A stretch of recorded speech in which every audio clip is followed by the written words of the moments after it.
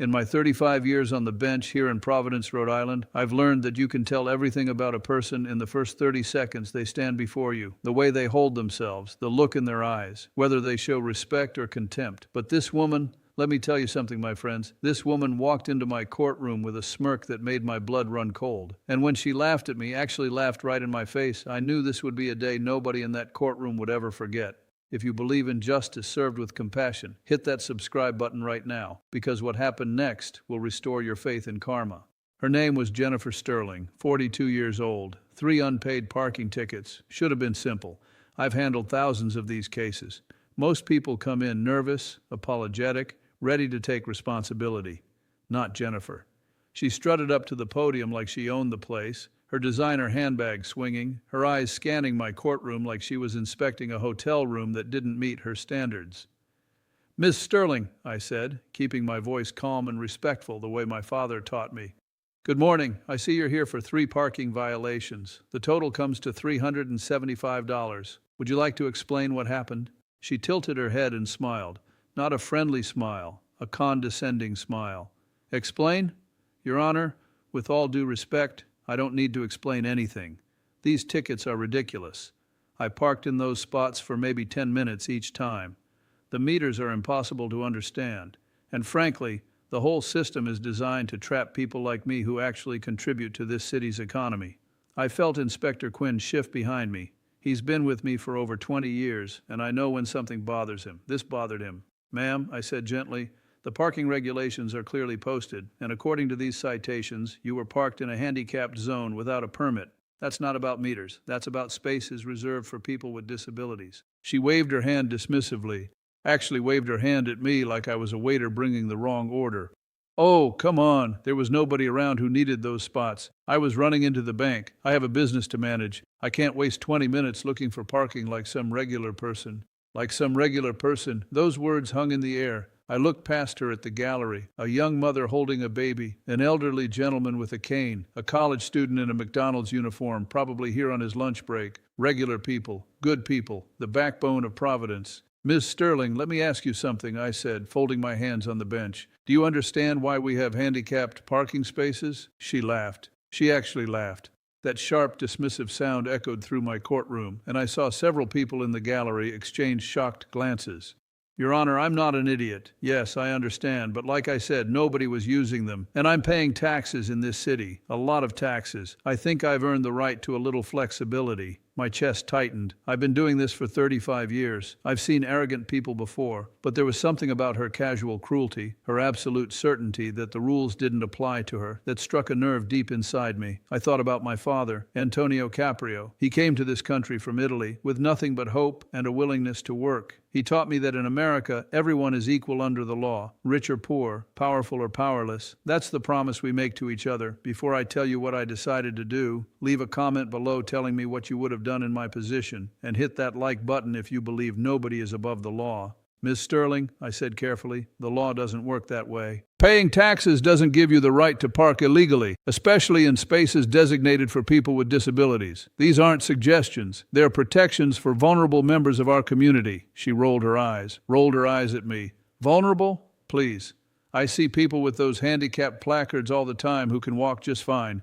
Half of them are scamming the system anyway. Why should I be punished for being efficient?" I heard a gasp from the gallery. The elderly gentleman with the cane was shaking his head. The young mother looked like she wanted to say something but held back. Inspector Quinn leaned forward slightly. "Your Honor, if I may..." I held up my hand gently. "It's okay, Frank. Let me handle this." I looked directly at Jennifer Sterling, really looked at her, saw the expensive jewelry, the designer clothes, the perfectly styled hair, but I also saw something else. Emptiness. A woman so wrapped up in her own importance that she'd lost sight of basic human decency. "Ma'am, I'm going to be honest with you. Your attitude troubles me more than the parking violations themselves. The tickets total $375, but contempt for the law, contempt for your fellow citizens, that concerns me deeply." She smirked again. "So what are you going to do? Lecture me? Fine. I'll pay the money. Can we move this along? I have a meeting at 2. Something in me shifted. I've learned over the years that sometimes mercy is the answer, sometimes understanding, sometimes a second chance changes a life, but sometimes, not often, but sometimes, people need to learn that actions have consequences, that nobody gets to treat others as beneath them, that justice means something. Actually, I said quietly, I'm not going to accept your payment today. Her smirk faltered. Excuse me? I said I'm not going to accept your payment. Not yet. Share this video if you believe in accountability, because what I'm about to tell you shocked everyone in that courtroom. Now she looked genuinely confused. What do you mean you're not going to accept it? I'm here. I'm ready to pay. Isn't that what you want? What I want, Ms. Sterling, is for you to understand why these laws exist. So here's what we're going to do. I'm going to continue this case for 30 days, and during those 30 days I'm assigning you 20 hours of community service. Her jaw dropped. Community service? For parking tickets? You can't be serious. I'm completely serious. You'll serve those hours at the Providence Center for Independent Living. It's an organization that helps people with disabilities navigate daily life. You'll assist their clients. You'll see what they face every day. You'll understand why those parking spaces matter. Her face turned red. This is ridiculous. I have rights. I'll appeal this. I'll get a lawyer. You can't force me to... Ma'am, I interrupted firmly but not unkindly. I absolutely can. You can appeal if you want. That's your right. But I'm telling you right now, any appeals court will uphold this decision. You parked in handicapped spaces multiple times. You showed no remorse, and your attitude in this courtroom has demonstrated a profound lack of understanding about why these protections exist. She was sputtering now, her composure completely shattered. This is abuse of power. I came here to pay a fine, and you're treating me like a criminal. I leaned forward slightly. No, ma'am. I'm treating you like someone who needs to learn compassion. There's a difference. The gallery erupted in applause. I raised my hand for quiet, but I couldn't help feeling that something important had just happened. Not because I'd punished her, but because maybe, just maybe, I'd given her a chance to become a better person. Inspector Quinn was smiling. The prosecutor was nodding. Even my bailiff, who rarely shows emotion, looked satisfied. Jennifer Sterling stood there, her whole body rigid with anger. Fine, she spat. Fine, I'll do your community service, but this is harassment. This is justice, I said softly. And who knows, you might learn something. You might meet people who will change your perspective. God works in mysterious ways, Miss Sterling. She grabbed her expensive handbag and turned to storm out, but I stopped her. Ma'am, one more thing. She whirled around, fury in her eyes. What? At the end of your 30 days, you'll come back to this courtroom. You'll tell me what you learned. And if you've completed your community service with the right attitude, I'll reduce your fine to $150. But if you blow this off, if you don't take it seriously, the fine will triple. Do you understand? For the first time, I saw fear in her eyes. Real fear. Not of punishment, but of accountability. Of having to actually face what she'd done. Yes, Your Honor, she mumbled. I'm sorry, I didn't hear you. Yes, Your Honor, I understand. Good. God bless you, Ms. Sterling. I hope you'll surprise yourself over these next 30 days. She left without another word. The moment the door closed behind her, the courtroom buzzed with conversation. People were smiling, nodding, talking excitedly about what they'd just witnessed. If this story touches your heart, subscribe to see more moments like this from my courtroom. And tell me in the comments, have you ever encountered someone who needed this kind of wake-up call? I moved through the rest of that morning's docket, but my mind kept returning to Jennifer Sterling. Had I done the right thing? Had I been too harsh or not harsh enough? That night I talked to my wife about it. Maybe I should have just taken her money and moved on, I said. Maybe I let my emotions get the better of me. She squeezed my hand. Frank, you gave her something more valuable than a lecture. You gave her a chance to grow. That's who you are. I prayed about it that night, asked God to guide Jennifer Sterling toward understanding, asked for wisdom in all my decisions. Because let me tell you something, my friends, judging people isn't about power. It's about responsibility, the weight of knowing that every decision affects real lives. The days passed. I wondered if she'd actually do the community service or if she'd hire some fancy lawyer and get out of it. I wondered if I'd made a difference or just created more paperwork. And then, 28 days later, I got a phone call. It was the director of the Providence Center for Independent Living. Judge Caprio, she said, I wanted to call and tell you about Jennifer Sterling. My heart sank. Here it comes, I thought. She's been awful. She's complained the whole time. I made a mistake. She's been remarkable, the director continued. I blinked. I'm sorry, what? Remarkable. Judge, I don't know what you said to her, but she's been here every day, more than her required hours. She's been working with our clients, really working with them, and yesterday, something beautiful happened. Before I share what happened next, hit that like button and share this video with someone who needs to believe people can change. The director's voice was emotional. We have a client named Margaret, 76 years old, multiple sclerosis. She needs a wheelchair. Yesterday, Margaret had a doctor's appointment downtown. When she got there, someone was parked illegally in the handicapped space. Not just parked, they'd taken up 2 spaces. Margaret had to park 3 blocks away, in the rain. By the time she reached the doctor's office, she was exhausted and soaked. My chest tightened. Oh no. Jennifer was with her. She helped push the wheelchair those 3 blocks. And when they got there, Judge Caprio, I watched Jennifer break down crying. She kept apologizing to Margaret, saying she'd done the same thing, that she'd never understood. Margaret held her hand and told her, "Honey, you understand now. That's what matters." I had to wipe my eyes. After 35 years, you'd think I'd be immune to these stories. But I'm not. God help me, I'm not. Judge, the director continued, Jennifer has asked if she can keep volunteering after her required hours are done. She's already planning a fundraiser for our organization. She told me you changed her life. 2 days later, Jennifer Sterling stood before me again, but this time she was different. Her designer clothes were gone, replaced by simple jeans and a sweater. Her hair was pulled back. Her eyes were clear. "Your Honor," she said quietly, "I completed my community service. Actually, I completed 38 hours. I wanted to do more than required. Tell me what you learned, Ms. Sterling." She took a deep breath. "I learned that I was wrong. About everything. I met people who faced challenges I never imagined. People who just want to live their lives with dignity. And I realized that every time I parked in those handicapped spaces, I wasn't just breaking a rule. I was telling those people that my convenience mattered more than their needs. I was telling them they didn't matter." Her voice broke.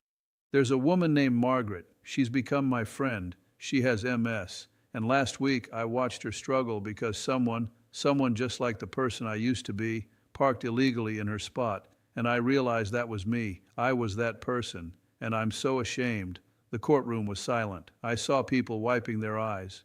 "Your Honor, I know you could still find me the full amount, and I'll pay it, whatever you decide. But I want you to know that these 30 days changed my life. You gave me something I didn't deserve, a chance to see my own cruelty, a chance to change, and I'm grateful. I'm so grateful." "What am I going to do with you, Ms. Sterling?" I thought. "What am I going to do with you?" "The fine was $375, I said. "I told you if you completed your service with the right attitude, I'd reduce it to $150, but Ms. Sterling, you've done more than that. You've shown genuine transformation. So here's my decision. The fine is dismissed, all of it." She gasped. "Your Honor, I can pay. I want to pay. I know you do, but instead, I want you to take that $375 and donate it to the Providence Center for Independent Living. In Margaret's name. Can you do that?" She was crying now, really crying. "Yes, Your Honor. Yes, thank you. Thank you so much. God bless you, Ms. Sterling. You're a good person. Don't ever forget what you learned these past 30 days. I won't. I promise I won't. Subscribe to this channel if you believe in second chances and the power of redemption. Share this with someone who needs hope."